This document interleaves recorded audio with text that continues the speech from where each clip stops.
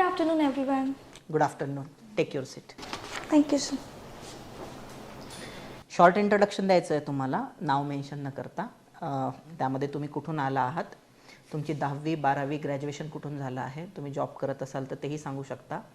Hobby किंवा मग any special qualification जर तुमचं असेल तर तुम्ही ते कथन करू शकता.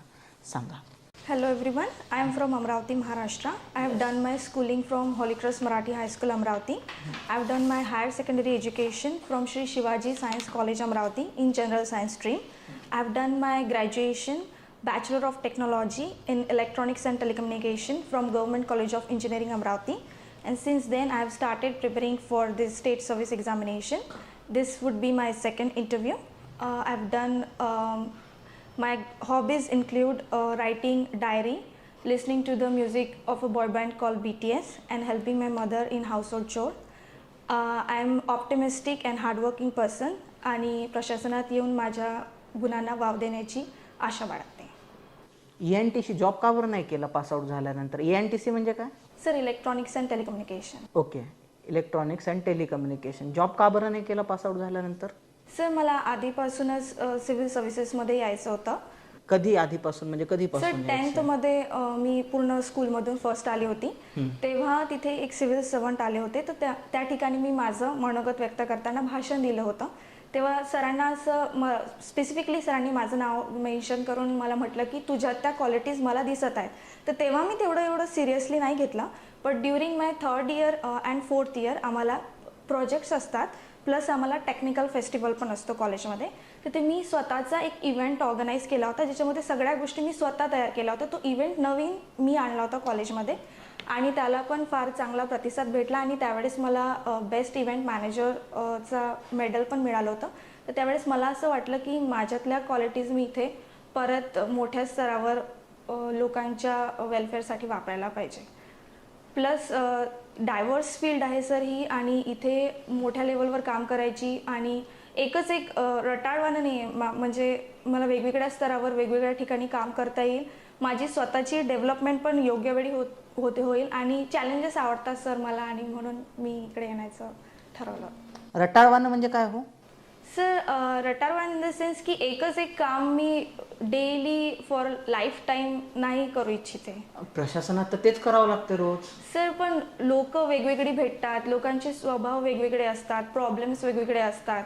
तुम्हाला जर डेस्क जॉब दिला तर तुम्ही करणार नाही का? मग करणार सर, तिथे पण मी नाविन्यता आणायचा प्रयत्न करेन. इव्हेंट मॅनेजमेंट केलं होतं तुम्ही कॉलेजमध्ये, बरोबर? Yes. कुठला इव्हेंट आणला होता तुम्ही? सर, मी चाणक्य नावाने एक इव्हेंट आणला होता फॉर ज्युनियर आणि सिनियर दोघांसाठी पण, म्हणजे 1ली ते 12वी पर्यंतच्या स्टुडंटसाठी आणि ग्रॅज्युएशनच्या समोर ज्यांना आहे त्यांच्यासाठी आणला होता सर एक event. It was basically a quiz competition. मग त्याच्यामध्ये आम्ही राऊंड्स ठेवले होते आणि मी माझ्या टीमनी आम्ही सर 100+ एंट्रीज पण त्याच्यामध्ये केल्या होत्या आणि इव्हेंट पण खूप चांगल्या तऱ्हेने पार पडला होता. अशा प्रकारे. चाणक्य का बरं नाव दिलंय तुम्ही त्याला? सर, चाणक्य टीम मेंबर्सनी केलं होतं की sir it is all about intellectual management आणि कसं तुम्ही डिलिव्हर कराल तुमचं नॉलेज समोरच्याला.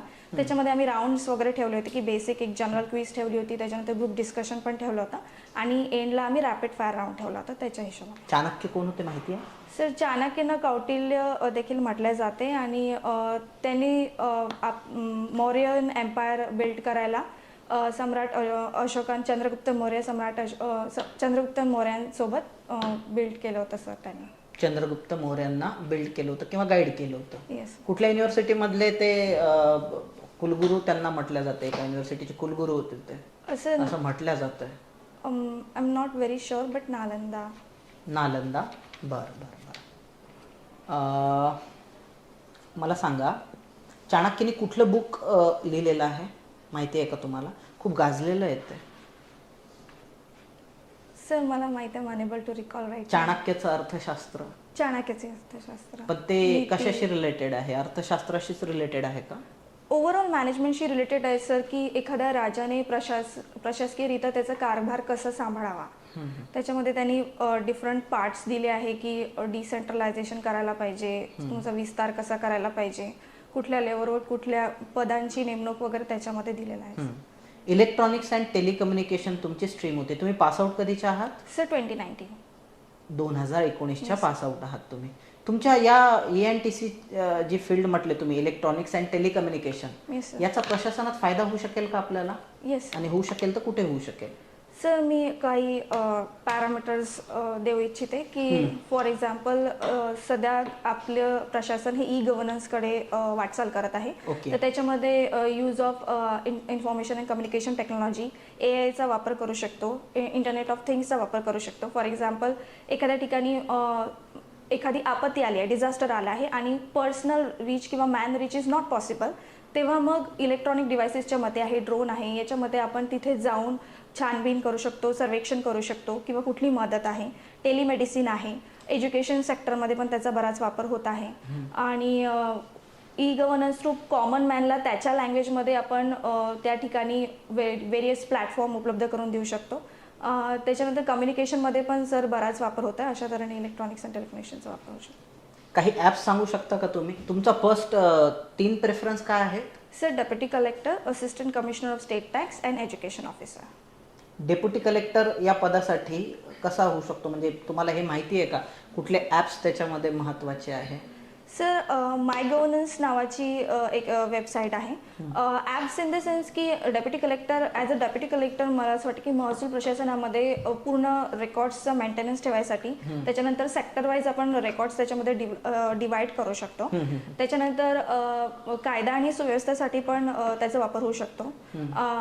कोणाला मदत लागली, हेल्पलाईन आहे, आपण स्मार्ट डिव्हायसेस उपलब्ध करून देऊ शकतो. दिव्यांग व्यक्तींसाठी पण महत्त्वपूर्ण आहे. अशा तऱ्हेने वापरू शकतो. तुम्ही हॉबी डायरी लिहिणे असं सांगितलं Yes, आहे, sir. बरोबर? Yes sir. तुम्ही मला अशा जगातल्या 3 विख्यात लोकांची नावं सांगू शकता का जे डायरी लिहायचे? Sir, diary of Anne Frank ही खूप चर्चेत होती. कोण होते ॲनी फ्रँक? सर, ती एक किशोरवयीन मुलगी होती की जी वर्ल्ड वॉर 2 मध्ये तिच्यासोबत ज्या गोष्टी झाल्या तिने त्याच्यामध्ये मेन्शन केलेल्या आहेत. जर्मनीच्या कॉन्सन्ट्रेशन कॅम्पमध्ये का? येस सर, बट तिने ती नेदरलँडमध्ये जेव्हा ते आश्रयासाठी गेले होते त्या ठिकाणी तिने लिहिलेलं आहे त्याच्या दैनंदिनी. आणि तिच्या मृत्यूनंतर तिच्या वडिलांनी ती पब्लिश केली होती. शहीद भगतसिंग देखील डायरी लिहायचे. सर, सध्या एवढंच रिकॉल होतं. 2 लोकांची नावं माहिती आहे. बरं.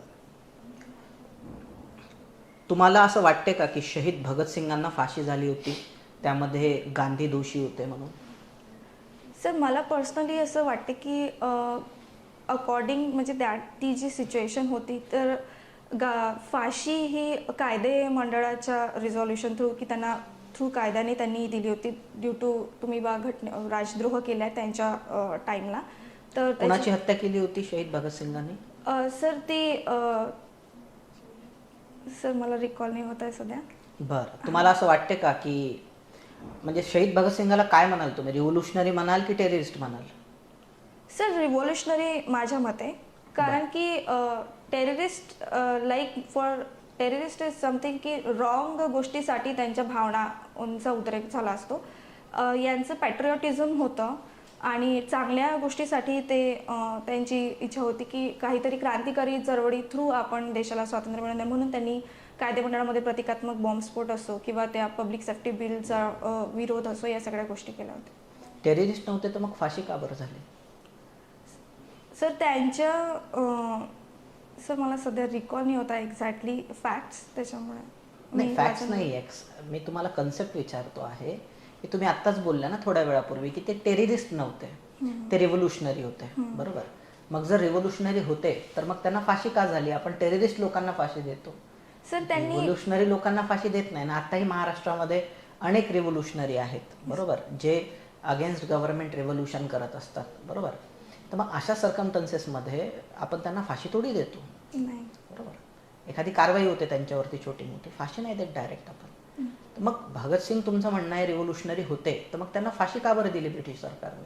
सर, रिव्होल्युशनरी इंडियन लोकांसाठी त्यांच्या सिस्टीमला ते त्रास देते, त्यांच्यासाठी सर ते धोकादायक त्रासदायक होते, सो म्हणून त्यांनी दिलं, मला असं वाटते sir.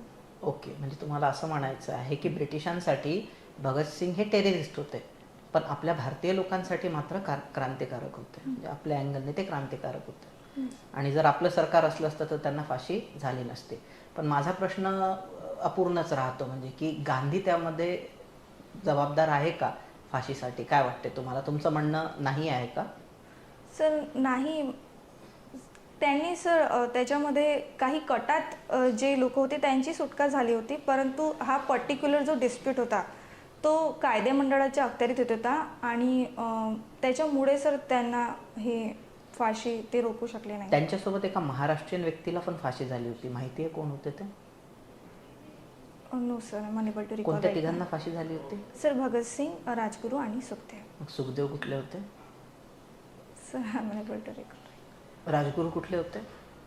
I am unable to. महाराष्ट्रातले होते ना. त्यांच्या नावाने पुणे जिल्ह्यामध्ये एक तालुका आहे राजगुरू नगर, ज्याला आधी खेड म्हटलं जायचं. तुम्ही वाचला असेल कदाचित बुक्समध्ये. नाही सर सध्या रिकॉल नाही होत आहे. बरं बरं बरं. जॉब ऑफर मिळाली होती का तुम्हाला? नाही सर, मी कंपनीसाठी अप्लाय नाही केलं. अप्लायच केलं नाही. UPSC देता? नो सर, आता इथे जर सिलेक्शन झालं तर विचार आहे की समोर UPSC. बरं. कंबाईन वगैरे एक्झाम दिलेल्या आहेत? येस, कंबाईन मेन्स पण दिलेला आहे. फॉरेस्टची मेन्स मी तब्येतीमुळे नाही देऊ शकली. बरं. आणि कंबाईन मेन्स सर माझी 0.5 मार्क्सनी was not able to crack. तुमचा सेकंड प्रेफरन्स ACST आहे, assistant commissioner of sales tax. का बरं? सर मला महसूलकडे जास्त इच्छा होती सर. आणि ACST समथिंग की तिथे इलाईट लोकांशी पण संपर्क येतो आणि GST वगैरे मध्ये पण म्हणजे महाराष्ट्राचा एक दुसरा पण जसं पोलीस ॲडमिनिस्ट्रेशन आहे त्याच्याच हिशोबाने त्याच्याच रथाच्या 2 चाकापैकी दुसरं चाक हे मला असं वाटतं की शासनाकडे येणारा पैसा कुठून लोकांकडून पैसा काढायचा so that development will occur. So म्हणून. बरं. DYSP कितवी आहे तुमची? त्याच्यामध्ये प्रेफरन्स आहे का DYSP? सर 5th प्रेफरन्सेस त्या. 5th आहे. हां. आता तुम्ही पहिलं त्या ठिकाणी रेव्हेन्यू डिपार्टमेंट टाकलेलं आहे, डेप्युटी सिव्हिल कलेक्टर. ॲडमिनिस्ट्रेशन. तिथं सामान्य माणसाशी संपर्क येतो आणि ACSTचा इलाइट सोबत येतो, म्हणजे दुसराच प्रेफरन्स तुम्ही टाकला. म्हणजे कॉन्ट्रडिक्शन नाही आहे का? डेप्युटी कलेक्टरचा तर सामान्यातल्या सामान्य माणसांशी संबंध येतो. तुम्ही जर रेसिडेन्शियल डेप्युटी कलेक्टर बनलात, बरोबर, सो रोज तक्रारी घेऊन येतात लोक आणि ते सामान्यातले सामान्य असतात. आणि तुम्ही इलाइट लोकांशी संपर्क येतो म्हणून ACST टाकलेलं आहे. कॉन्ट्रडिक्टरी नाही आहे का हे? नाही सर, म्हणजे इलाइट लोकांशीच येतो म्हणून नाही, सामान्यातले मला दोन्ही बाजूनी हँडल करता आलं पाहिजे म्हणून मी टाकले आहे सर ते. नॉट बिकॉज की फक्त इलाइट लोकांशी संपर्क येतो, म्हणजे मी दोन्ही बाजूनी स्टेबिलिटी मेंटेन ठेवू शकली पाहिजे त्याच्या अकॉर्डिंग टाकले प्रेफरन्स मी सर. बरं. तुम्हाला महाराष्ट्रातील कुठल्याही 3 डेप्युटी कलेक्टरचे नावं सांगता येतील का जे चांगलं काम करतायत सध्या? सर सध्या मला तुम्ही कुठल्या जिल्ह्यामधून आलेले आहात? Sir Amravati proper. तिथले सध्या डेप्युटी कलेक्टर कोण आहेत? अमरावतीचे DC सर सध्या रिकॉल नाही होत. किती DC असतात एका जिल्ह्यामध्ये सर साधारणतः? साधारणतः 4. बरं. कुठले कुठले सांगू शकता का? सर ते याच्या वाईज देतात की निवासी उपजिल्हाधिकारी मनरेगामध्ये, त्याच्यानंतर रेशन कंट्रोल वगैरेमध्ये, त्याच्यानंतर कायदा सुव्यवस्थासाठी, आपत्ती साठी पण दिला आहे, etcetera. Okay madam. Holy Cross मध्ये? Yes ma'am. मोटो काय होली क्रॉसचा? Ma'am motto in the sense ma'am त्यांचं ओव्हरऑल एका शब्दात मला सध्या रिकॉल नाही होत आहे, बट काइंडनेस थ्रू पीस आपल्याला करायचे थ्रू एज्युकेशन. ओके. कोणी इस्टॅब्लिश केली? Ma'am Aden Claudwin. आणि GCOAचं कधी इस्टॅब्लिशमेंट झालं होतं ते year? Ma'am establishment year not able to recall. So you come from EXTC, ENDC. Yes ma'am. What is semiconductor? Ma'am, semiconductor is a device which has properties of both conductor and insulators. Okay. And there must be some material. Yes ma'am, it has. What is that process of making the semiconductor? Ma'am, process of making, we have to make wafer from the intrinsic and extrinsic, which will develop holes and electrons. So we use semiconducting material like silicon, germanium. So fabrication will take place and those material will be able to use in different devices. Okay, for example? Ma'am, PN junction diode, so various ICs are there, transistors are there, control systems are there, etc. Okay. So you must be knowing something about last year. No, not last year, actually this year only. There was this semiconductor chip shortages. That issue was there. Do you have any idea about that? What was that issue? So it is related with the COVID also. I'm unable to recall. Okay. Do you know which country which country manufactures maximum semiconductors? Ma'am, Taiwan is there. Taiwan is Yes, there. Anything else? Ma'am, Taiwan is there, Hong Kong is there, Singapore is there. Okay. So why semiconductor industry is not that much developed in India compared to these countries?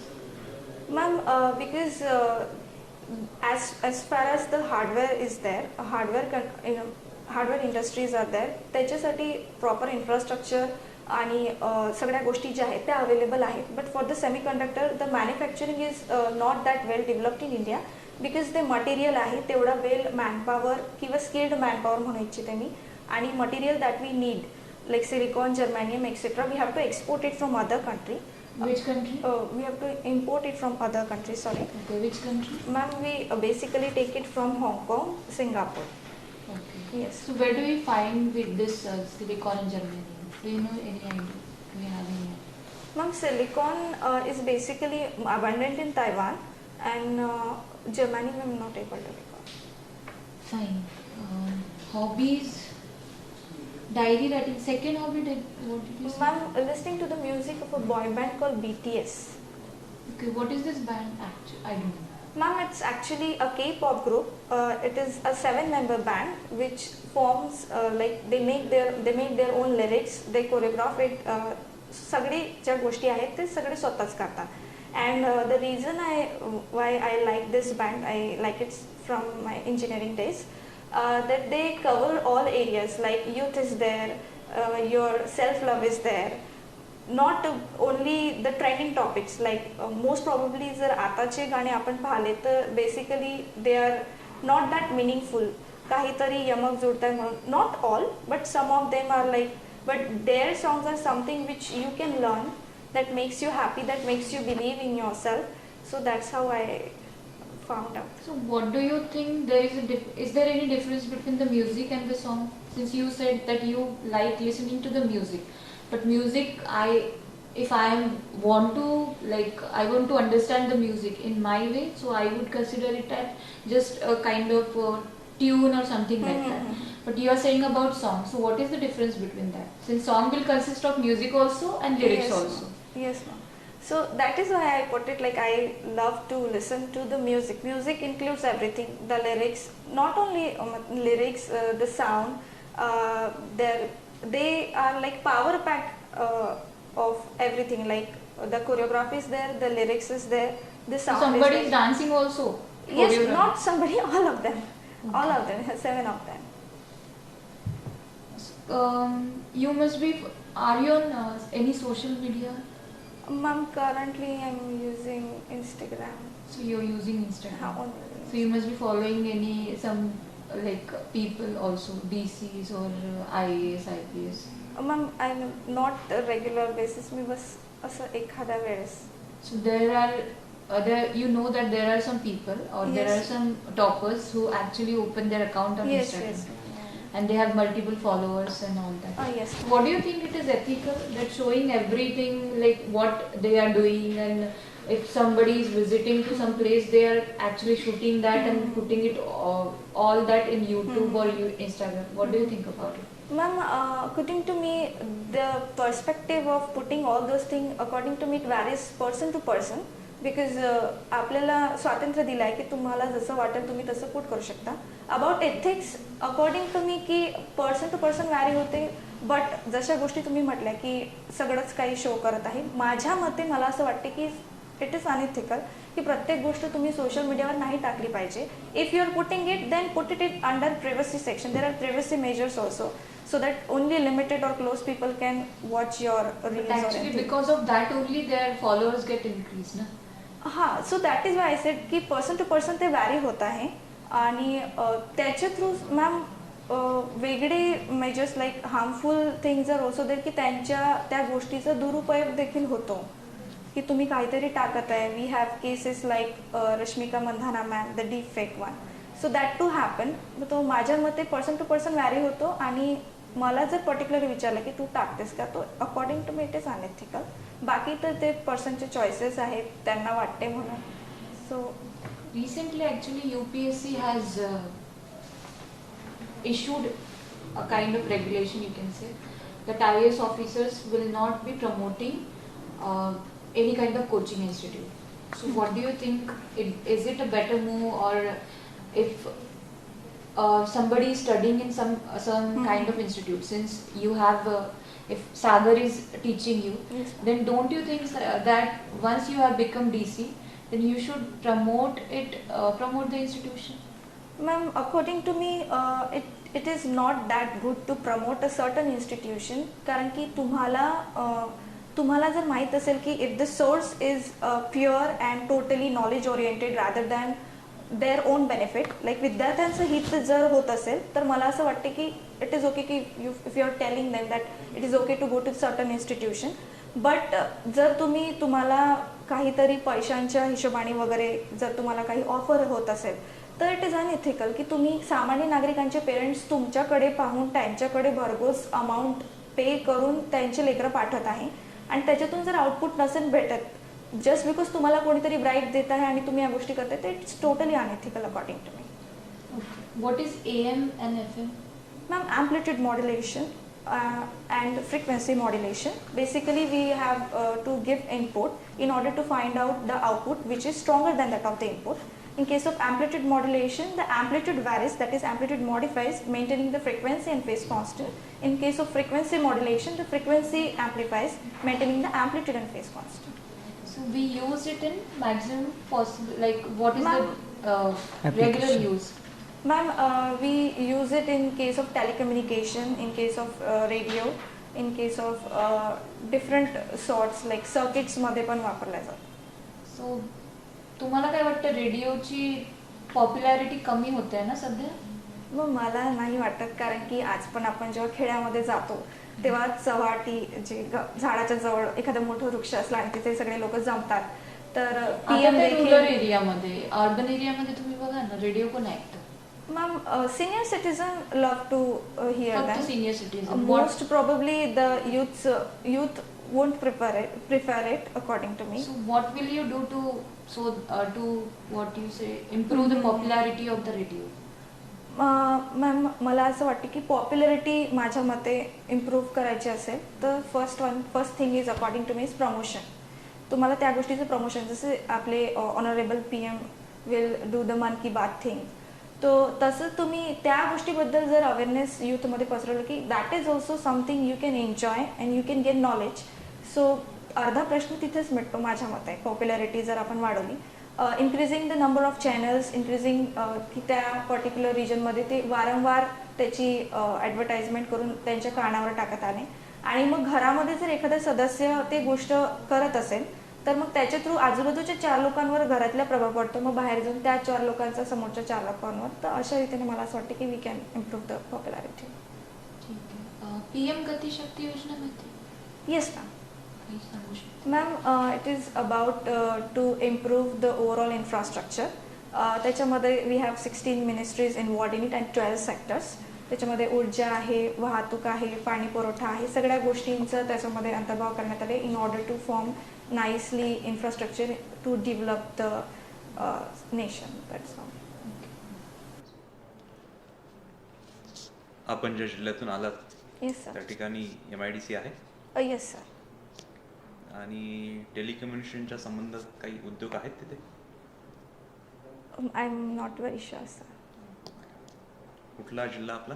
Sir, Amravati. कशासाठी प्रसिद्ध आहे Amravati? Sir, Amravati Gopala Devkinandan Gopala हे कीर्तन करणारे आदरणीय संत Gadge Baba, Ambadevi temple, त्याच्यानंतर गाविलगडच्या टेकड्या, Chikhaldara hill station यासाठी प्रसिद्ध आहे. आणि तुकडोजी महाराज तिथलेच आहेत? राष्ट्रसंत तुकडोजी महाराज मोजरी इथे सर त्यांची समाधी स्थळ आहे. कशामध्ये कार्य केले तुकडोजी महाराजांनी? सर, त्यांनी बेसिकली त्यांच्या कीर्तन आणि त्यांच्या ज्या ओव्या पंक्त्या आहेत त्याच्यातून त्यांनी जनजागृती करण्याचा प्रसार केलेला आहे की सबके लिए खुला है मंदिर हमारा. त्याच्यामध्ये पंथ भेदभाव सगळ्यांना नाकारून सगळ्यांसाठी ओपन एक सिक्युलर प्लेस अशासाठीच त्यांनी केलेलं आहे. आणि गाडगे महाराजांचं कशामध्ये काम आहे? सर गाडगे महाराजांचं स्वच्छता आहे, जनजागृती आहे, गोरगरिबांना मदत आहे, याच्यासाठी काम आहे. स्वच्छतेवरून नुकताच एक केंद्र सरकारचा अमरावती शहराला एक पुरस्कार जाहीर झाला आहे मागील 2-3 महिन्यामध्ये. Yes sir. काही कल्पना आहे आपल्याला? सर क्लीन एअरसाठी झालं आहे. क्लीन एअरसाठी. Yes. कितवा रँक मिळाला आहे? First rank. फर्स्ट रँक आहे. Yes. ओके. आहे आपल्या शहराची एअर क्लीन आपल्याला? असं कम्पॅरेटिव्हली अदर सिटीजपेक्षा येस सर बेटर आहे. ओके. आणि काय कारणं असतील त्याची? सर आपली पॉप्युलेशन अकॉर्डिंग म्हणजे अदर सिटीजपेक्षा कमी पडते.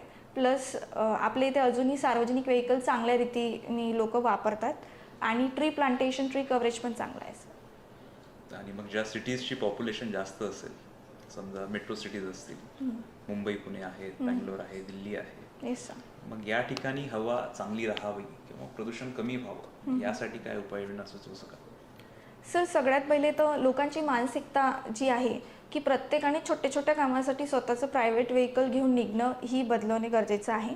स्कूलपासून जर आपण लहान लेकरांना शिकवलं की मी छोट्याशा कामासाठी स्कूटी किंवा कार घेऊन जात आहे, त्याच्यातून various harmful gases through engine बाहेर पडत आहेत, तर जर आपण त्या लेकराच्या मनावर बिंबवलं की नाही this is wrong, we can walk, we can use bicycle, त्या गोष्टी थ्रू ते मग तो सरळ म्हणेल त्याच्या पेरेंट्सला की नाही वी कॅन वॉक. तेवढंच वॉकिंग हे होतं, हेल्थ बेनिफिट्स पण आहे, वॉक होत आहे. थर्ड वन इज सर त्याच्यामध्ये आपण जसं आता इंडस्ट्रीयल मोठ्या मोठ्या इंडस्ट्रीजमधून एक्स्ट्रा हार्मफुल गॅसेस बाहेर पडतात.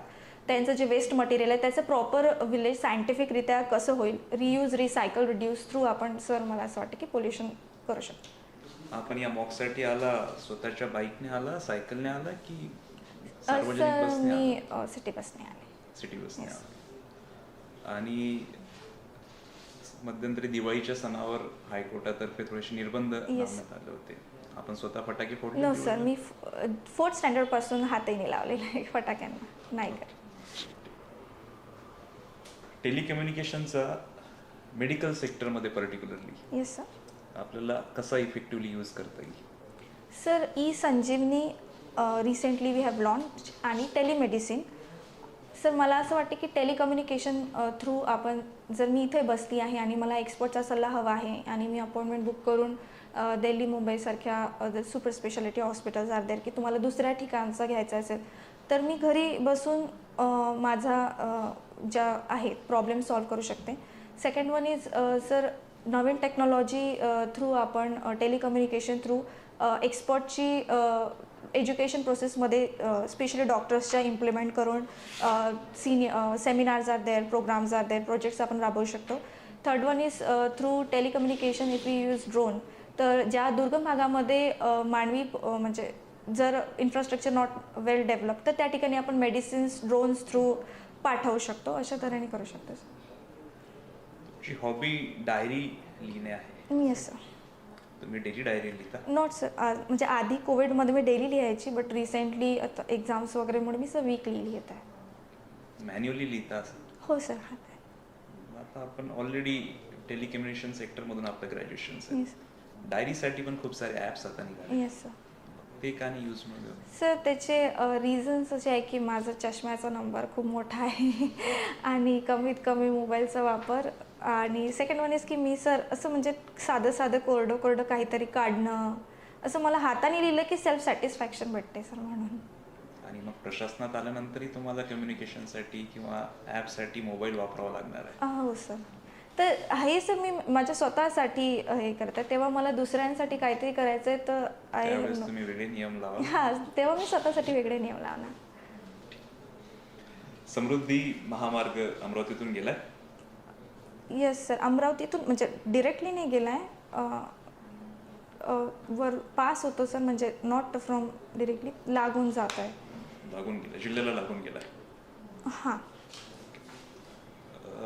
समृद्धी महामार्गावर असं आहे की खूप सारे अपघात त्या महामार्गावर घडले.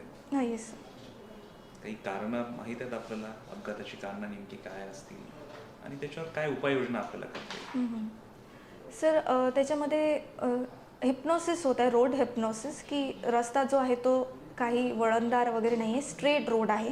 त्याच्यामुळे ड्रायव्हरची जर तंद्री लागली तर त्याच्यामुळे त्याला, आणि मधामधात असे मोठे मोठे बोर्ड्स किंवा काहीतरी something to make you alert, की मोठे बोर्ड्स आहे, समोर हे आहे, लाईट्स आहे, अशा गोष्टींची त्या ठिकाणी कमतरता आहे. प्लस स्पीड लिमिट चे जी त्यांनी दिले आहेत घालून, की पर्टिक्युलर स्पीड लिमिट्स आहेत त्या बरोबर ट्रॅक नाही केल्या जात आहे.